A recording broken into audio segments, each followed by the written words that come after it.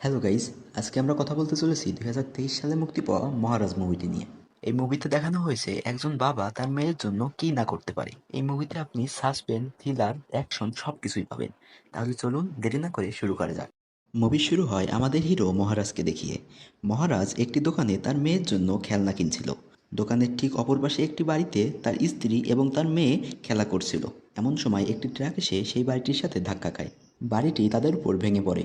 এরপরে আমাদের একটি মেয়েকে দেখানো হয়, যার নাম জ্যোতি। সে পড়াশোনায় ভালো না হলেও খেলাধুলায় অনেক ভালো। সে সবসময় খেলাধুলা নিয়ে ব্যস্ত থাকায় তাকে স্কুলের কোনো টিচারই পছন্দ করে না। কিন্তু একজন শিক্ষক রয়েছে যে কিনা তাকে অনেক পছন্দ করে। তার নাম হলো আসিফা। সে হলো সেই স্কুলের পিটি টিচার। আসিফা জ্যোতিকে খেলাধুলায় অনেক সাহায্য করে। জ্যোতি তার বাবার সাথে একটি ছোট বাড়িতে বসবাস করে। তাদের বাড়িতে অন্য একজনও রয়েছে, যার নাম লক্ষ্মী। আপনি কি ভাবছেন লক্ষ্মী তার মায়ের নাম? না না, লক্ষ্মী হলো একটি ডাস্টবিনের নাম। এই ডাস্টবিনটি জ্যোতিকে সেই অ্যাক্সিডেন্টের হাত থেকে বাঁচিয়েছিল। প্রতি শুক্রবার তারা লক্ষ্মীকে স্নান করায়। জ্যোতি তার বাবার সাথে মাঝে মাঝেই ঘুরতে যায়। এমনভাবেই তাদের দিন কাটছিল। একদিন জ্যোতির স্কুল থেকে তার বাবাকে ডাকা হয়। প্রিন্সিপাল সবার সামনে জ্যোতিকে অনেক রাগ করে এবং বলে, আপনার মেয়ের ব্যাগ থেকে মদের বোতল পাওয়া গিয়েছে।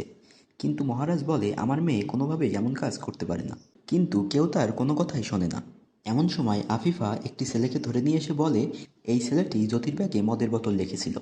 প্রিন্সিপাল জ্যোতিকে বলে, এবারের মতো তুমি বেঁচে গেলে। এই বলে তাকে সেখান থেকে চলে যেতে বলে। কিন্তু তার বাবা প্রিন্সিপালকে বলে, আপনি আমার মেয়ের কাছে ক্ষমা চান, কারণ আপনি সবার সামনে আমার মেয়েকে কোনো কারণ ছাড়াই অপমান করেছেন। প্রিন্সিপাল তো ক্ষমা চাই না, বরং তাদের সেখান থেকে বের করে দিতে বলে। সবাই মিলে মহারাজকে বের করতে গেলে মহারাজ একটি রড ধরে নেয়। সবাই মিলে অনেক চেষ্টা করার পরেও মহারাজকে বের করতে পারে না। জ্যোতি প্রিন্সিপালের কাছে গিয়ে বলে, আপনি আমার কাছে ক্ষমা চেয়ে নিন, না হলে আমার বাবা আপনাকে ছাড়বে না। প্রিন্সিপাল দেখতে পায় মহারাজ যে রডটি ধরেছিল সেটি বেঁকা হয়ে গিয়েছে। এটি দেখে প্রিন্সিপাল জ্যোতির কাছে ক্ষমা চেয়ে নেয়। তারপর মহারাজ এবং জ্যোতি সেখান থেকে চলে যায়। কিছুদিন পরে জ্যোতি খেলার জন্য শহরের বাইরে যায়। মহারাজ সেলুনের কাজ শেষ করে বাড়ি ফিরে আসে। এরপর আমরা দেখতে পাই তার বাড়ির ভিতর সবকিছু উল্টোপাল্টা হয়ে রয়েছে এবং মহারাজ অজ্ঞান হয়ে পড়ে রয়েছে। পরের দিন সকালে একজন এমএলএর লোককে দেখানো হয়। লোকটি একটি গ্যারেজে গিয়ে সেখানকার একজন লোককে ধরে অনেক মারধর করে, কারণ গতকাল রাতে সে সেই গ্যারেজে তার গাড়িটি সারতে দিয়েছিল। তার গাড়ির ভিতর থাকা একটি চশমা সে আর এখন খুঁজে পাচ্ছে না এবং তার গাড়িটিও ব্যবহার করা হয়েছে। এমএলএর লোকটি তাদের ওয়ার্নিং দিয়ে ছেড়ে দেয়, যদি গতকালের ভেতর সে চশমাটি না পায় তাহলে তাদের খবর আছে। এমএলএর লোকটি রাতের বেলায় একটি ক্লাবে বসে ড্রিঙ্কস করছিল। এমন সময় যে লোকটিকে সে মেরে এসেছে সে ক্লাবে আসে এবং তার চোখের সামনে তার চশমাটি ভেঙে ফেলে। তার নাম হলো ধানা। ধানা সেখানে গিয়ে এমএলএর লোককে অনেক মারে এবং সেখান থেকে চলে যায়। এরপরে আমাদের পুলিশ স্টেশনের দৃশ্য দেখানো হয়। মহারাজ পুলিশ স্টেশনে এসে বলে, কিছু লোক তার বাড়িতে এসে তাকে মেরে লক্ষ্মীকে তুলে নিয়ে গিয়েছে। পুলিশরা ভাবে হয়তো টাকা পয়সা নিয়ে গিয়েছে, কিন্তু সে বলে টাকা পয়সা নেয়নি, তারা একটি ময়লার ঝুড়ি নিয়ে গিয়েছে। পুলিশরা তাকে পাগল ভেবে বের করে দিতে চায়, কিন্তু মহারাজ সেখানকার একটি বুক শেলফ ধরে নেয়। সবাই মিলেও তাকে আর বের করতে পারে না। সবাই টানাটানি করার ফলে বুক শেলফটি ভেঙে পড়ে যায়। বুক শেলফের উপর থেকে একটি সাপ নিচে এসে পড়ে। সবাই ভয় পেয়ে পুলিশ স্টেশনের বাইরে চলে যায়, কিন্তু মহারাজ ভিতরেই থেকে যায়। একটু পরে সে সাপটিকে ধরে নিয়ে বাইরে চলে আসে। পুলিশেরা তার হাতে সাপ দেখে অনেক ভয় পেয়ে যায়। কিছু সময় পর সেখানে বড় পুলিশ অফিসার আসে। তার নাম হলো রাজন। সে এসে পুলিশ স্টেশনের এমন অবস্থা দেখতে পেয়ে জিজ্ঞেস করে, এমন অবস্থা কিভাবে হলো? তখন সবাই মিলে মহারাজের দিকে তাকায়। রাজন মহারাজের কাছে সব ঘটনা জানতে চায়। মহারাজ তার কাছে সবকিছু শুরু থেকে বলতে শুরু করে। রাজন মহারাজের কথা শুনে অবাক হয়ে যায়। রাজন বলে, তোমার উপর যারা আক্রমণ করেছিল তারা কেমন দেখতে ছিল? মহারাজ বলে, তারা সবাই মাস্ক পরেছিল এবং একজনের পিঠে কানের মতো কিছু একটি ছিল। তারা সবাই ভাবে মহারাজের মাথায় সমস্যা আছে, এই জন্য তাকে ধরে পুলিশ স্টেশনের বাইরে নিয়ে ফেলে দেয় এবং তার দিকে বন্দুক তাক করে সেখান থেকে চলে যেতে বলে। মহারাজ সেখান থেকে চলে যায়, কিন্তু একটু পরেই সে আবার ফিরে আসে। মহারাজ পুলিশ অফিসারের কাছে 40,000 টাকা দিয়ে বলে, তোমরা আমার লক্ষ্মীকে খুঁজে দিতে পারলে আমি তোমাদের 5 লক্ষ টাকা দেব। 5 লক্ষ টাকার কথা শুনে পুলিশও তার কথায় রাজি হয়ে যায়। পুলিশ মহারাজের বাসায় গিয়ে অনেক খোঁজাখুঁজি করে, কিন্তু তারা কিছুই খুঁজে পায় না। রাজন মহারাজকে বলে, ঝুড়ির ভিতর কি রয়েছে যদি তুমি আমাদের বলতে তাহলে আমরা আরো সহজেই সেটাকে খুঁজে বের করতে পারতাম। মহারাজ জানায় ঝুড়ির ভিতর কিছুই নেই এবং আপনাদের যদি 5 লক্ষ টাকায় না হয় তাহলে আমি আপনাদের 7 লক্ষ টাকা দিব। এরপর আমাদের দুজন চোরকে দেখানো হয়। একজনের নাম সেলভা এবং অপরজনের নাম ধানা। তারা একটি বাড়িতে চুরি করতে গিয়েছে। যেখানে শুধু একজন মা এবং তার মেয়ে থাকে। তারা সবকিছু চুরি করবার পর তাদেরকে মেরে ফেলতে চায়, কিন্তু তার মা বলে, তোমরা তো সবকিছুই নিয়ে নিয়েছো, তাহলে আমাদের এখন ছেড়ে দাও। তখন সেলভা বলে, আমরা এতদিন ধরে চুরি করে এসেছি, আমরা কখনো ধরা পড়িনি, আর আমরা আজ যদি তোমাদের ছেড়ে দিই তাহলে আমরা একদিন না একদিন ধরা পড়েই যাব। এরপর গ্যাস সিলিন্ডার ব্লাস্ট করে তাদেরকে মেরে ফেলে। এরপরে আমাদের সেলভার বাড়ির দৃশ্য দেখানো হয়। সেলভার বাড়িতে তার স্ত্রী এবং তার মেয়ে রয়েছে। তার মেয়ের নাম আম্মু। আম্মুর জন্য সেলভা একটি খেলনা কিনে নিয়ে আসে, কিন্তু আম্মুর খেলনাটি পছন্দ হয় না, তাই সেলভা সেটিকে ময়লার ঝুড়িতে ফেলে দেয়। এবং আমরা দেখতে পাই এই ময়লার ছুরিটি হলো মহারাজের বাড়ির ময়লার ছুরি। এরপর আমরা পুলিশ স্টেশনে দেখতে পাই মহারাজকে দিয়ে তারা সব ধরনের কাজ করিয়ে নিচ্ছে। চা আনানো থেকে শুরু করে গাড়ি মোছা, খাবার দাবার আনা, এমনকি মাঝে মাঝে কোনো কিছুতে ভুল হলে তাকে মারধরও করছে। দৃশ্য চেঞ্জ হয় পরের দিন সকালে, যেখানে সেলভা তার মেয়ের পিঠের ঘা পরিষ্কার করছে। এরপর একজন পুলিশকে দেখানো হয় যে ওই ময়লার ঝুড়িটির মতো আরেকটি ময়লার ঝুড়ি খুঁজছে, যাতে করে মহারাজকে বিদায় করা যায়। কিন্তু অনেক পুরাতন মডেল হয়, কোথাও পাওয়া যায় না। এমন সময় একজন পুলিশের ইনফরমারের সাথে দেখা হয়, যার নাম শিবা। শিবা বলে, আমি একজনকে চিনি যে এমন ঝুড়ি বানিয়ে দিতে পারবে। এরপর তারা বের হয়ে যায় সেখানে যাওয়ার উদ্দেশ্যে। আবার সিন শিফট হয় পুলিশ স্টেশনে, যেখানে একজন ধানার মিসিং কমপ্লেন করতে আসে। মহারাজ লোকটির হাতে ধানার ছবিটি দেখতে পায়। মহারাজ ধানাকে দেখে চিনতে পেরে যায়। মহারাজ তার পুরাতন কথা মনে করে। মহারাজের বাড়িতে অ্যাক্সিডেন্ট হওয়ার দিন সে তার বাড়িতে একটি গাড়ির কাগজ দেখতে পায়, এবং সে সেটা নিয়ে গাড়িতে খুঁজতে খুঁজতে একটি বারে চলে আসে। সেখানে সে এমএলএর লোকের সাথে কথা বলে এবং জানতে পারে কেউ একজন তার গাড়িটি নিয়ে গেছিল। মহারাজ সেখান থেকে চলে যাচ্ছিল, এমন সময় সেখানে ধানা চলে আসে। ধানা হলো সেই লোকটি যে কিনা গ্যারেজে কাজ করত। ধানা সেখানে এসে এমএলএর লোককে অনেক মারে, এবং সেখান থেকে চলে যাওয়ার সময় এমএলএর লোক বলে, একেতে আমার গাড়ি নিয়ে গেছিস, তারপর আবার আমাকেই মারছিস। এই কথাটি মহারাজ শুনে ফেলে। তখন মহারাজ বুঝতে পারে গাড়িটি ধানা নিয়ে গেছিল। এরপর মহারাজ ধানাকে ফলো করতে শুরু করে। একটা সময় পর মহারাজ ধানার আস্তানায় পৌঁছে যায়, যেখানে সবাই তাকে দেখতে পেয়ে অনেক মারতে শুরু করে। একজন মহারাজের হাত শক্ত করে ধরে এবং অপর একজন মহারাজের হাত কেটে ফেলতে চায়, কিন্তু কোপ মারার আগের মুহূর্তে মহারাজের হাতটি যে ধরে রেখেছিল তার হাতটি মাঝখানে নিয়ে আসে, যার ফলে তার হাত কেটে যায়। এরপর মহারাজ তাদের সবাইকে মারতে শুরু করে। সবাইকে মারার পর সে ধানাকে মারতে শুরু করে এবং তার কাছে তার অপর দুইজন সাথীর নাম জানতে চায়। ধানা বলে তাদের সাথে যে দুইজন ছিল তার ভেতর একজন পুলিশের লোক ছিল। এই বলে ধানা মহারাজকে ধাক্কা দিয়ে একটি বাইক নিয়ে পলাতে যায়, কিন্তু মহারাজ এসে একটি ছুরি দিয়ে এক কোপে ধানার মাথা নামিয়ে দেয় এবং বলে, আমি পুলিশ স্টেশনে যাব, তোর যেভাবে মাথা কেটেছি তার মাথাও ঠিক এভাবেই কাটবো। এরপর সিন শিফট হয় প্রেজেন্ট টাইমে। মহারাজ পুলিশ স্টেশনে সবার পিঠ চেক করে, কিন্তু কারো পিঠেই কান বা কানের মতো কোনো কিছুই পায় না। এমন সময় সেলভা এবং তার পরিবারকে দেখানো হয়। তারা তার মেয়ের জন্য একটি দোকান থেকে সোনার চেন নেয়, কারণ 2 দিন পর আম্মুর বার্থডে। এরপরে বার্থডের দিন দৃশ্য দেখানো হয়। সেলভা সোনার দোকানে চেন নিতে আসে। তার স্ত্রী তাকে চুলদাড়ি কেটে আসতে বলে।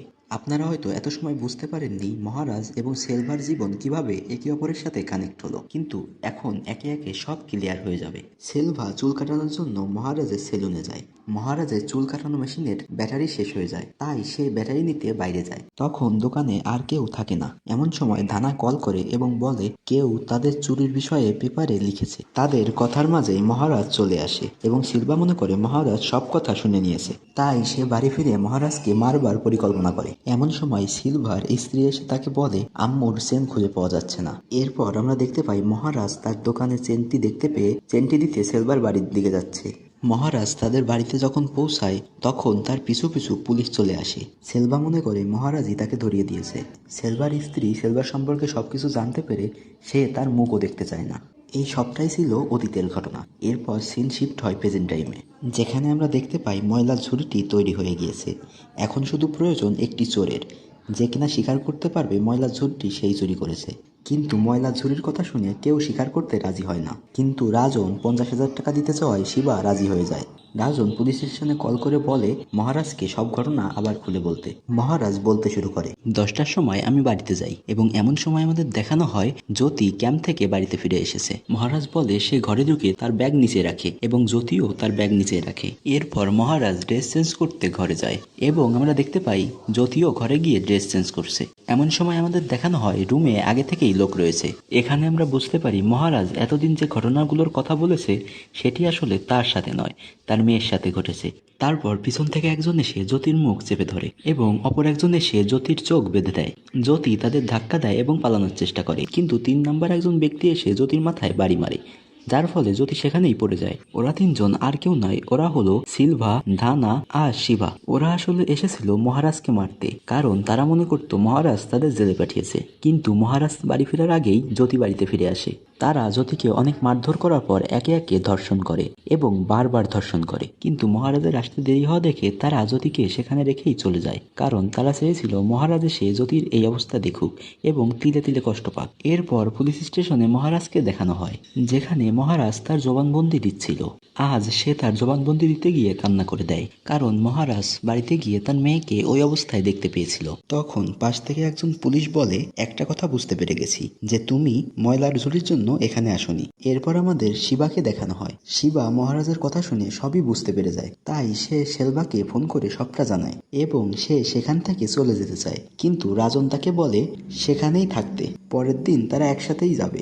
এরপর আমাদের হসপিটালের দৃশ্য দেখানো হয়, যেখানে জ্যোতি তার বাবাকে বলে সে ওই লোকগুলোর সাথে দেখা করতে চায়, দেখা করে জিজ্ঞেস করবে যে তারা কেন তার সাথে এমনটা করলো। পরের দিন সকালবেলা পুলিশের সাথে শিবা মহারাজের বাড়িতে আসে। শিবা মহারাজকে বলতে শুরু করে সে কিভাবে চুরিটি করেছে। মহারাজ শিবার পিঠে হাত দিয়ে বুঝতে পেরে যায় এই হলো সেই লোক। মহারাজ শিবার কাছে তার বয়স জিজ্ঞেস করে।